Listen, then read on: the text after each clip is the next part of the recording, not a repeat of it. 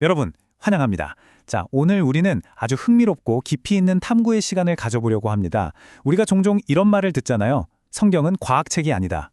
네, 맞습니다. 성경은 복잡한 화학 교과서도 아니고 무미건조한 해양 물리학 논문집은 더더욱 아니죠.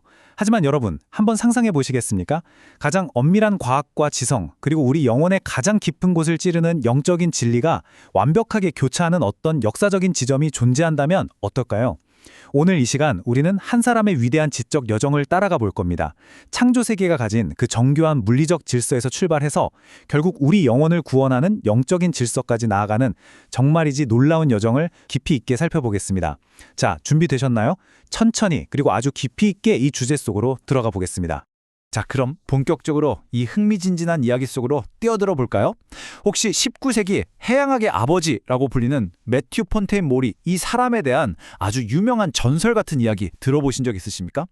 병상에 누워있던 그가 아들이 읽어주는 성경 시편 8편에 딱 한 구절을 듣고는 침대에서 벌떡 일어나서 하나님이 바다에 길이 있다고 하시면 내가 기필코 그 길을 찾아내겠다, 이렇게 외치며 바다로 뛰어들어 인류 최초로 해류를 발견했다는 그 유명한 일화 말입니다.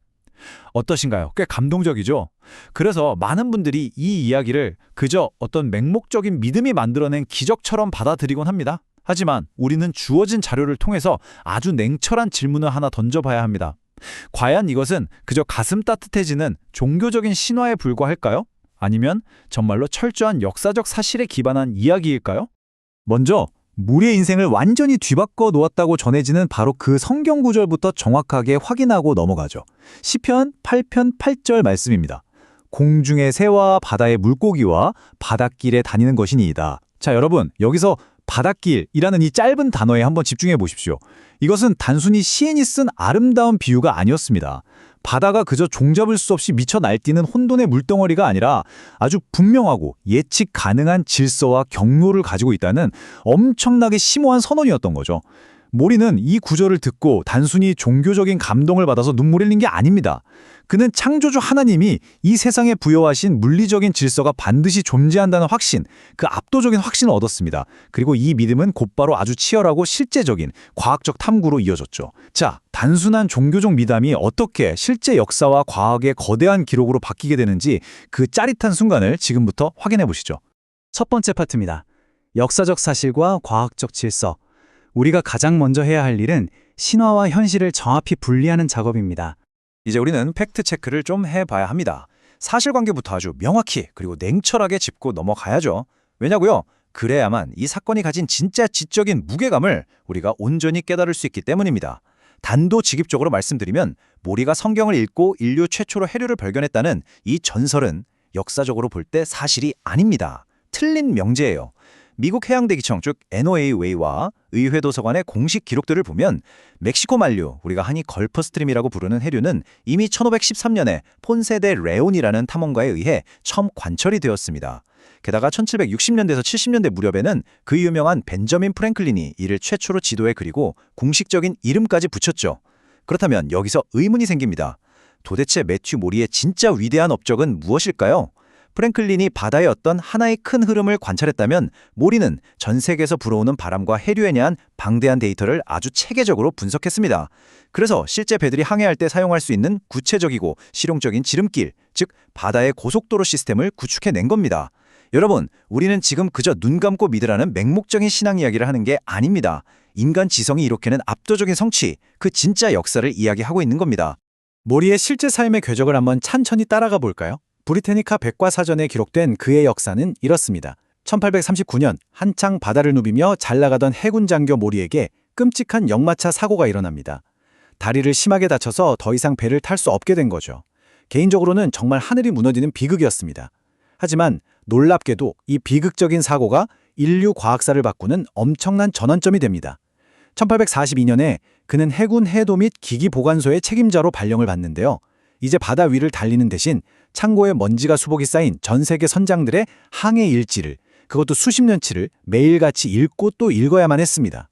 그 답답해 보이는 멈춤의 시간 동안 그는 놀랍게도 바람과 해류가 만들어내는 일정한 패턴들을 찾아내기 시작합니다. 결국 1847년과 48년에 걸쳐서 아주 획기적인 풍향 및 해류 차트를 만들어냈고요. 마침내 1855년 근대 해양학의 출발점이 되었다고 평가받는 명저, 바다의 물리지리학을 세상에 내놓게 됩니다. 한 개인의 끔찍한 고난이 어떻게 인류 과학의 역사를 송두리째 바꾼 위대한 계기가 되었는지 보여주는 완벽하고도 감동적인 역사적 기록 아닙니까? 자, 여러분, 지금 화면에 나오는 이 압도적인 숫자에 한번 주목해 보시죠. 16915. 이 숫자가 대체 뭘 의미할까요? 이것은 매튜 모리가 1859년에 인도양 바람 차트 단 한 장을 완성하기 위해서 직접 수집하고 일일이 분석했던 개별 관측 기록의 숫자입니다. 상상이 되십니까? 컴퓨터는커녕 제대로 된 계산기도 없던 시절입니다. 깜빡이는 촛불 아래서 수만 장의 낡은 기록을 하나하나 대조하며 수없이 밤을 지새웠을 그 인간의 처절한 노력을 한번 떠올려 보십시오. 모리는 가만히 앉아서 기적이 뚝 떨어지기만 기다리는 신비주의자가 절대 아니었습니다. 그는 창조주 하나님이 이 세상에 질서를 두셨다면 그 질서는 반드시 측정할 수 있고 증명할 수 있을 것이다 라고 뼛속 깊이 믿었습니다. 그리고 그 믿음을 증명하기 위해 그토록 치열하게 수치와 통계 그리고 사실 기록 속으로 파고들었던 참된 과학자였던 겁니다. 모리는 자신의 연설과 저작들을 통해 이렇게 분명하게 선언했습니다. 성경도 참이고 과학도 참이다. 여러분, 이 말의 깊은 의미를 우리는 제대로 이해해야 합니다. 이 말은 단순히 성경책만 펴면 모든 게 다 나오니까 실험실 따위는 갈 필요가 없다. 이런 식의 얄팍하고 무식한 뜻이 결코 아닙니다. 완전히 반대되는 이야기죠. 만약 창조주 하나님이 진실로 존재하시고 그분이 이 복잡한 세계를 직접 설계하셨다면 이 우주는 결코 어쩌다 보니 생겨난 알 수 없는 혼돈이나 우연의 연속일 수가 없다는 겁니다.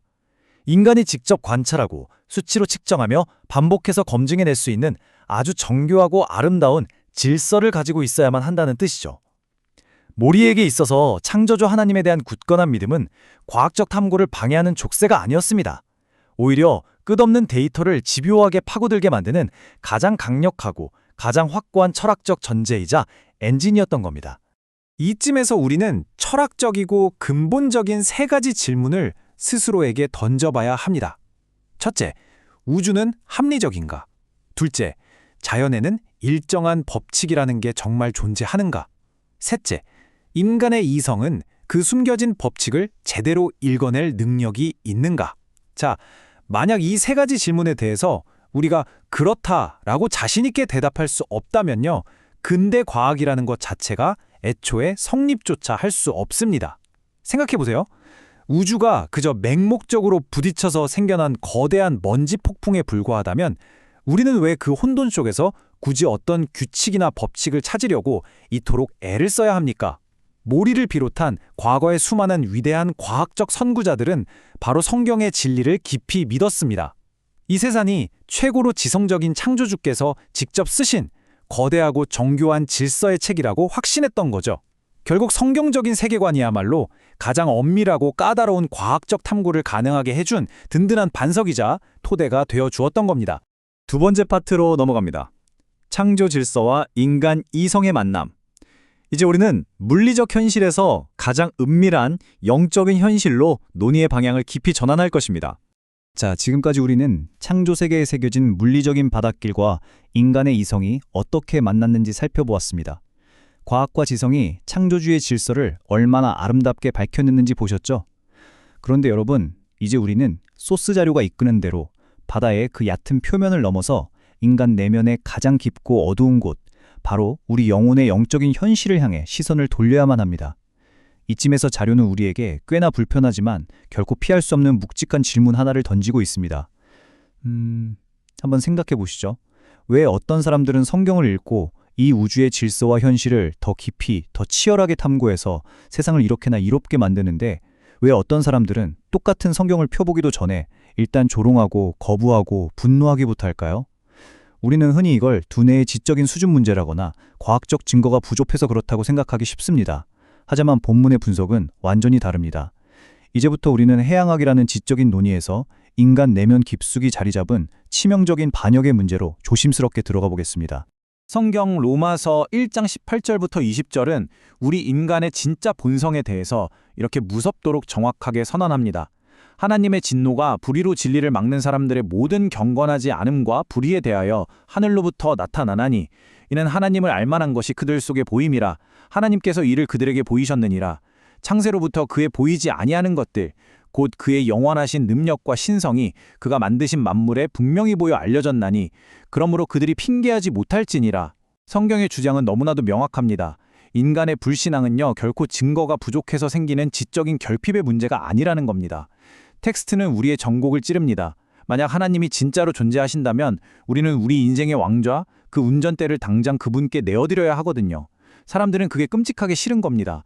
그래서 고의로 진리를 억누르고 눈을 질끈 감아버린 채 어떻게든 내가 내 삶의 주인이 되고자 하는 타락한 마음, 바로 이것이 문제의 핵심, 즉 반역의 문제라고 아주 예리하게 지적하고 있는 것입니다.